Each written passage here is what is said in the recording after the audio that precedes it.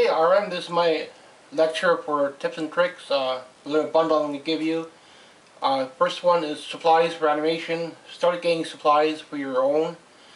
Start by either making a light box, or if you don't buy a little tattoo light box, that's garbage. You need enough room to work, and this side you need a light. So you'll need to have some kind of light behind it to put your paper, so you can see through.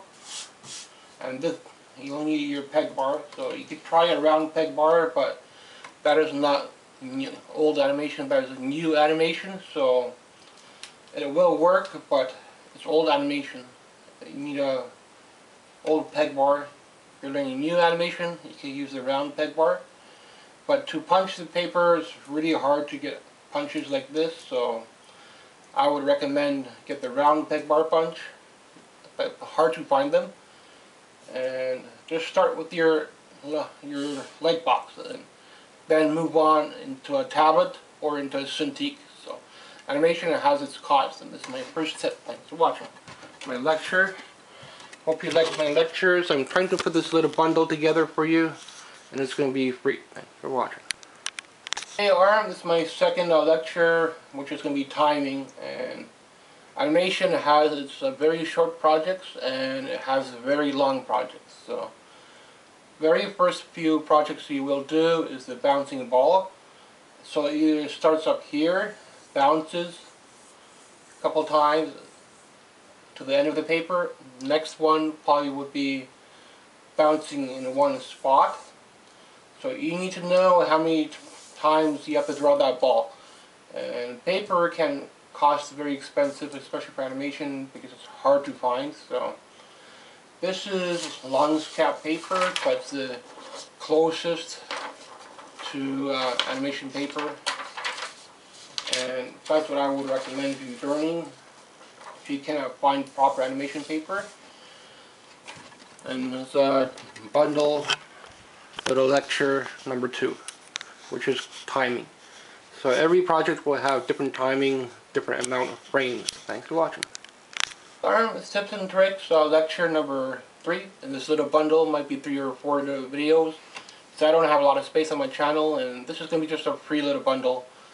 And if you're learning online, then try to learn from people that give you free stuff. Don't jump in and pay them money unless you can buy some kind of project from them.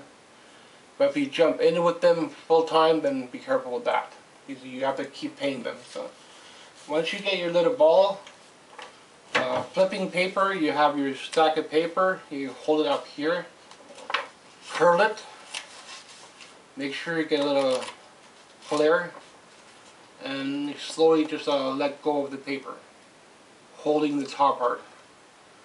So that's one way.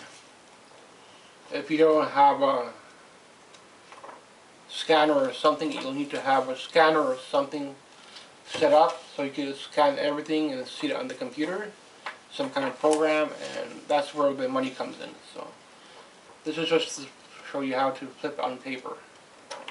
And if you do a little small project, it'll be usually like about 30 pages, maybe 40 pages. Thanks for watching my little series. The bundle hopefully helps you set up. And getting into Sheridan, if you don't get into your first year, you have to reapply sometimes 2 or 3 times to get in, or you have to take a 1-year program and then apply again. And if you don't get in after that, I recommend take an art course or take part-time, and don't worry about Sheridan. You could try another art school later on, or if you're determined to go into Sheridan, then you gotta know how they mark and what they look for. So plus they give you a lot of stupid projects where they could down mark you very easy. So it's not because you're a bad artist, it's because that's how they have their program set up. So thanks for watching.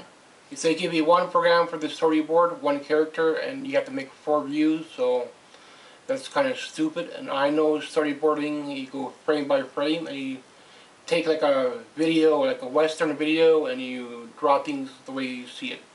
You don't make